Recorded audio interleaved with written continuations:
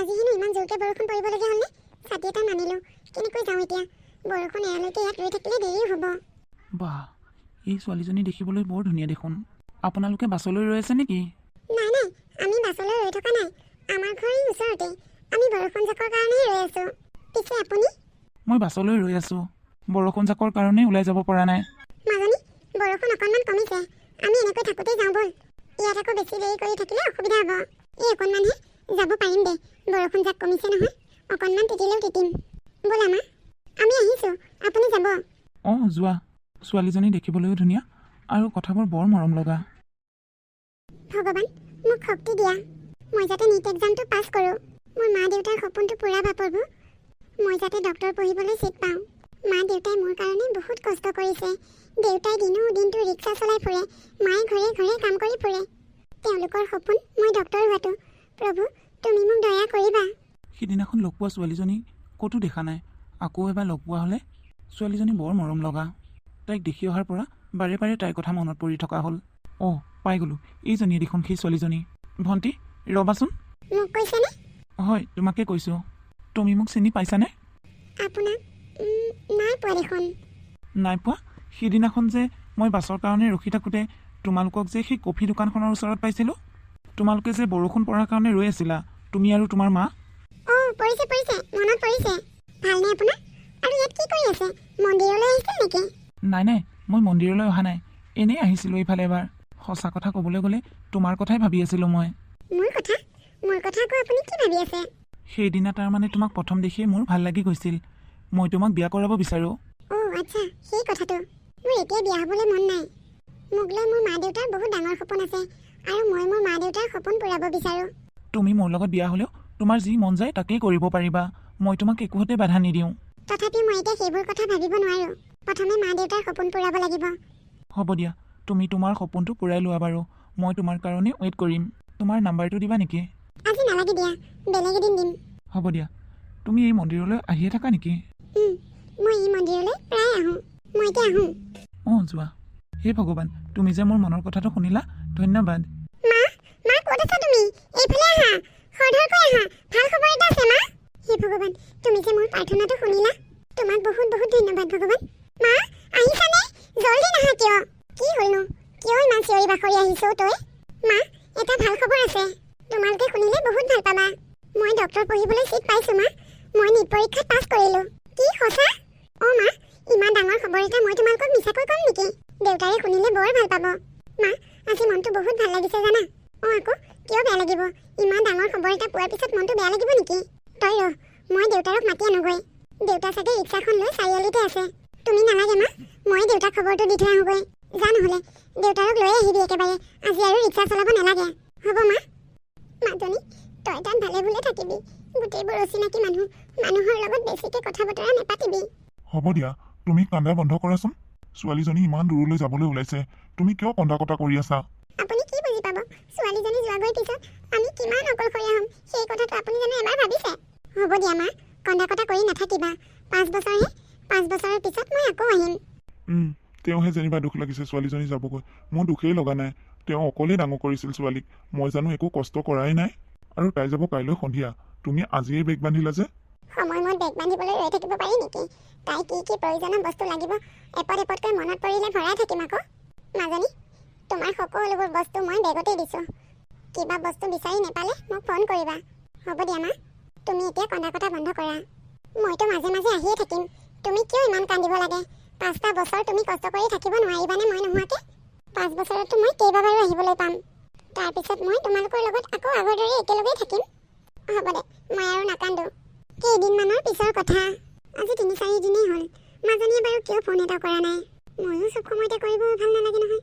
তাই বা কিমান সময়ত বিজি থাকে, কিমান সময়ত ফ্ৰী থাকে, ভালদৰে কথাবোৰ পাতিবই পৰা নাই।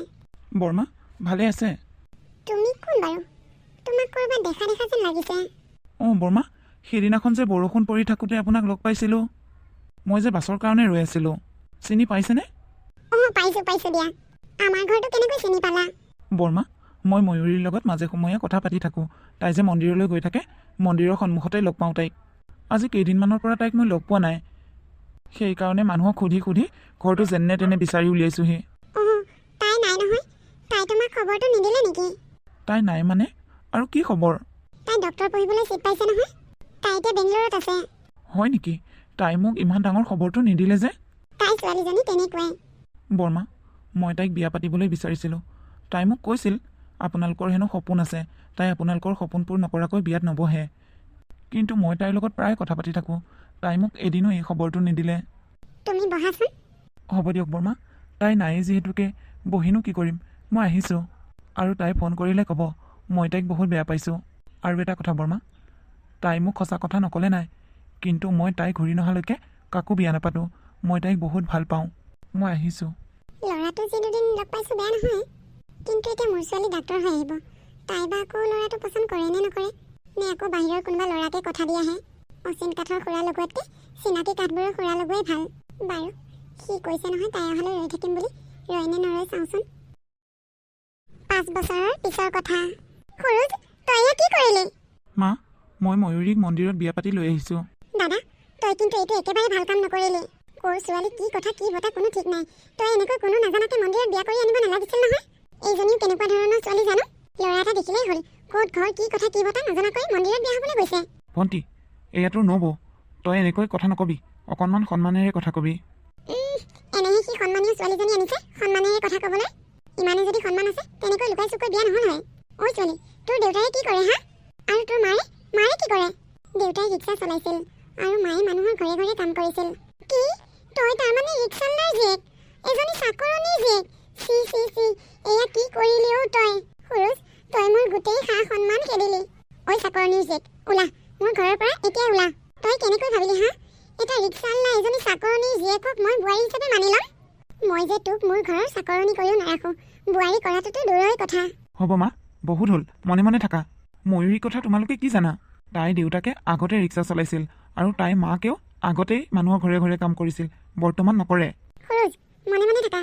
মোৰ পৰিচয় দিব নালাগে তেওঁলোকক। মোৰ পৰিচয় মই নিজেই দিছোঁ। তুমি আকৌ বেলেগকৈ দিব নালাগে। কিয় ময়ূৰী? নালাগে, হ'ব দিয়া, মনে মনে থাকা আৰু বেছি কথা ক'ব নালাগে। মা, শুনিছা? এইজনী আমাৰ ঘৰতে আহি আমাৰ দাদাক কেনেকৈ আমাৰ হৈ কথা লগাইছে। ঐ ছোৱালী, মই তোক ওলা বুলি কৈছোঁ নে নাই হা? ওলা। মা, ময়ূৰীক যদি এইখন ঘৰত থাকিবলৈ নিদিয়া তেনেহ'লে ময়ো এইখন ঘৰৰ পৰা ময়ূৰীৰ লগতে একেবাৰে ওলাই যামগৈ। কি দাদা, তই এইজনীৰ কাৰণে মা আৰু মোক এৰি থৈ যাবি? নাই নাই সৰোজ, তই ক'লৈকো যাব নোৱাৰ, ইয়াতে থাকিব লাগিব। তই আমাক এৰি ক'লৈকো যাব নোৱাৰ। হ'ব দে, বিয়াখন পাতিলিয়ে যেতিয়া কি কৰিম, তাইও আমাৰ ইয়াতে থাকিব। হ'ব দে, আহ এতিয়া ভিতৰলৈ। ময়ূৰী, তুমি বাৰু মাহঁতক কিয় সঁচা কথাবোৰ ক'ব নিদিলা? মাহঁতে যদি গম পালে হয় তুমি ডক্টৰ বুলি, বহুত ভাল পালে হয়। হ'ব দিয়া, সময় আহিলে ক'ম। তুমিতো মোক প্ৰথম ভাল পাওঁতে মই ডক্টৰ নাছিলোঁ। মই মোৰ মা দেউতাৰ আচল পৰিচয় দিছোঁ। মই মোৰ পৰিচয়েৰে মানুহৰ লগত চিনাকি হ'ব নিবিচাৰোঁ। মই মোৰ মা দেউতাৰ পৰিচয়েহে মানুহৰ লগত চিনাকি হ'ব বিচাৰোঁ। মোৰ মা মানুহৰ ঘৰে ঘৰে কাম কৰে আৰু দেউতাই ৰিক্সা চলায়। এই পৰিচয়টো জনাৰ পিছত কোন মানুহৰ মোৰ প্ৰতি কেনেকুৱা ধাৰণা আছে মই তেতিয়াহে ভালদৰে বুজি পাওঁ। এতিয়া চোৱাচোন তোমালোকৰ ঘৰতেই কি পৰিৱেশ সৃষ্টি হৈছে। কেনেবাকৈ যদি মই তোমাৰ কথা শুনি মই ডক্টৰ নোহোৱা আগতেই তোমালৈ বিয়া হ'লোঁ হয়, তেনেহ'লে মোৰ জীৱনটো কি হৈ গ'ল হয় কোৱাচোন? কথাটো কিন্তু হয় দেই। মই যদি তোমাৰ ঘৰত সোমাই মই ডক্টৰ বুলি চিনাকি দিলোঁ হয়, তোমাৰ মায়েতো মোক হাঁহি হাঁহি আঁকোৱালি ল'লে হয়। এতিয়া মই মোৰ মা দেউতাৰ পৰিচয় দিয়াৰ কাৰণে দেখিছানে নাই তোমাৰ মা আৰু ভণ্টিৰ ৰূপটো? কেইদিনমান একো নক'বা ৰ'বা, চাই থাকোঁচোন কি হয়। এনেওতো গম পাবই ন, কেইদিনমানৰ পিছত জানো তুমি নাযাবাগৈ?